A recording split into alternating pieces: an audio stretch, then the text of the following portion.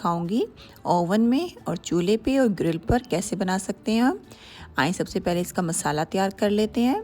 मसाले के लिए जो चीज़ें चाहिए उन पर नज़र डालते हैं। 1/4 कप हमें ऑयल चाहिए होगा। आधा किलो कीमा चाहिए, मैं बीफ का यूज़ कर रही हूँ, आप चिकन और मटन का भी यूज़ कर सकते हैं। 2 टेबलस्पून अदरक लहसुन का पेस्ट, 1 टीस्पून काली मिर्च, 1 टीस्पून नमक,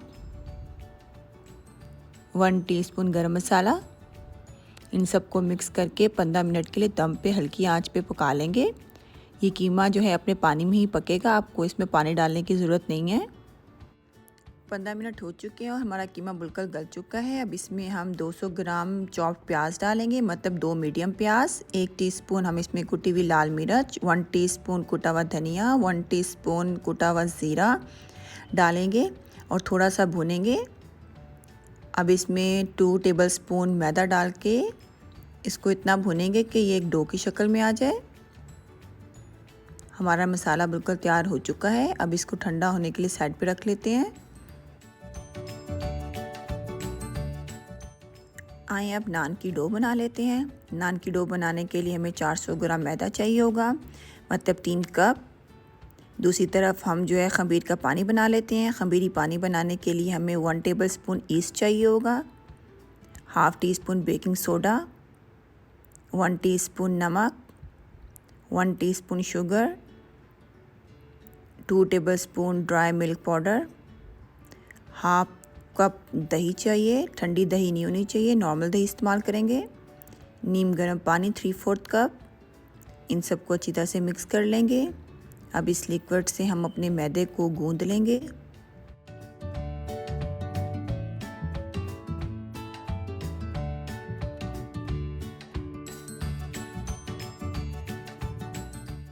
डो को गूंदते हुए ख्याल रखना है कि आपने ज़्यादा सख्त हाथ इस्तेमाल नहीं करना, बहुत हल्के हाथों से आपने डो को गूंदना है और नरम आटा गूंदना है, सख्त आटा नहीं होना चाहिए आपका। ज़रूरत पड़ने पे आप नीम गर्म पानी का इस्तेमाल कर सकते हैं।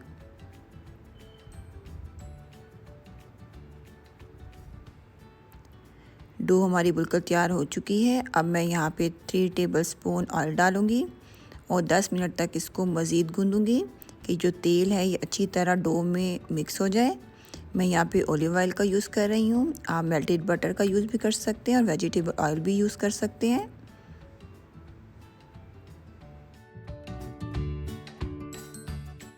नान की डो हमारी बिल्कुल तैयार हो चुकी है। अब मैं इसको फूलने के लिए बिल्कुल नहीं रखूँगी, डायरेक्ट मैं इससे नान बनाऊँगी। तो चलिए आइए नान बनाना स्टार्ट करते हैं। सबसे पहला नान बनाएंगे वो है बेक्ड नान, यानी कि ओवन में आप नान कैसे बना सकते हैं तो वो देखेंगे। थोड़ा सा मैदा डाल के एक पेड़ा रखेंगे, इसको थोड़ा सा फैला लेंगे। इसमें हम वो कीमा डालेंगे जो हमने शुरू में बनाया था। कीमा आपका गर्म नहीं होना चाहिए। रोटी आपने मोटी बेलनी है, पतली रोटी नहीं होनी चाहिए।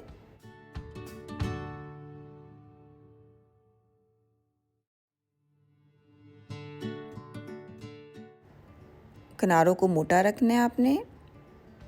उंगलियों की मदद से इस तरह सुराख आपने बनाने हैं। आप कांटे से भी बना सकते हैं और इसका बनाने का सांचा भी मिलता है, आप उससे भी बना सकते हैं अगर आपके पास वो है तो। अब एक ट्रे ले लेंगे, बेकिंग ट्रे, इस पर थोड़ा सा ऑयल लगाएंगे और अपने नान को इसके ऊपर शिफ्ट कर देंगे।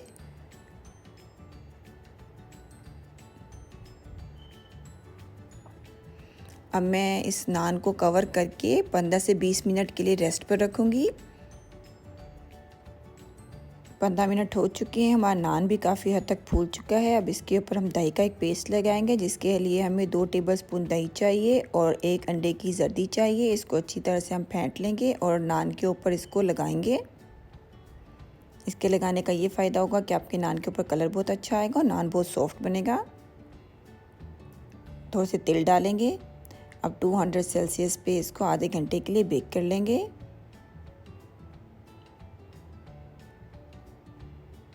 नान हमारा बेक हो चुका है। अब इसके ऊपर हम पिघला हुआ मक्खन लगाएंगे। तो चलें अब देखते हैं कि ग्रिल पे नान कैसे बना सकते हैं।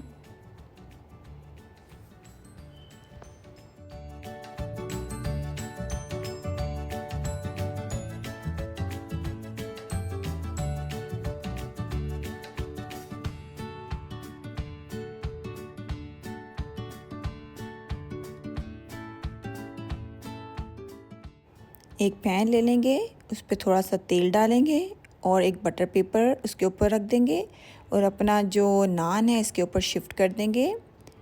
चूल्हे की आंच आपने बहुत लो रखनी है। इसके ऊपर हम दही वाला पेस्ट लगाएंगे जो हमने बनाया था।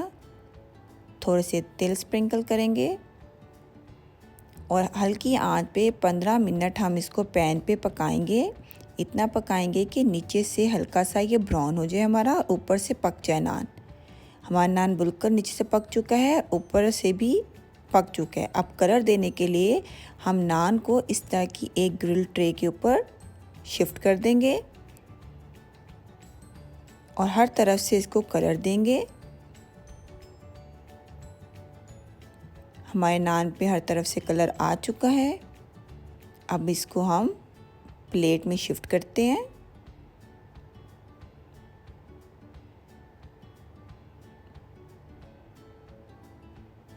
आप देख सकते हैं हमारा ग्रिल्ड नान बिल्कुल तैयार हो चुका है।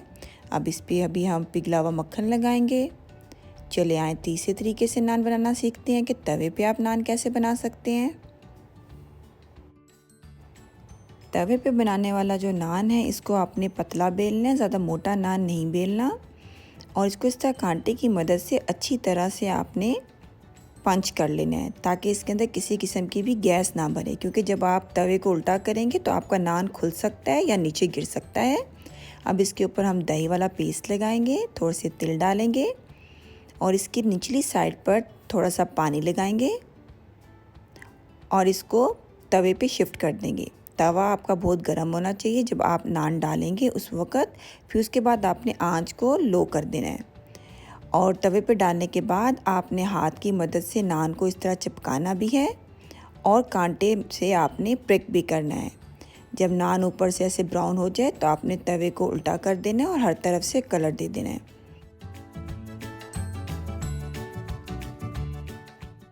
नान को सेकते हुए जो बबल बन रहे हैं आपने एक कांटे की मदद से इनको इस तरह पंच करते रहना है। अगर आप ये नहीं करेंगे तो आपका जो कीमा है वो फट के बाहर निकल आएगा सारा और आपका नान भी तवे से अलग हो सकता है। तवे पे जो नान बनाया था वो भी बिल्कुल तैयार हो चुका है। आए इसको प्लेट में निकालते हैं। आप देख सकते हैं कि कितना अच्छा कलर आया इसके नीचे से भी और इसके ऊपर से भी। अब इस पे पिघला हुआ मक्खन लगाएंगे। उम्मीद करती हूँ आपको जो तीनों तरीके सिखाए हैं नान बनाने के वो अच्छी तरह समझ आ चुके होंगे। आपको जो इजी लगे आप उस तरह नान बना सकते हैं, लेकिन बेस्ट अगर आप कीमे वाले नान का मज़ा चखना चाहते हैं तो वो ओवन में बनता है। ये बहुत सॉफ्ट है और बहुत ही ज़्यादा फ्लफ़ी है। तो उम्मीद करती हूँ आज की रेसिपी आपको बहुत अच्छी लगी होगी। इंशाल्लाह नेक्स्ट टाइम मिलेंगे एक नई रेसिपी के साथ। अपना बहुत ख्याल रखिएगा, मुझे दुआ में याद रखिएगा। अल्लाह हाफ़िज़।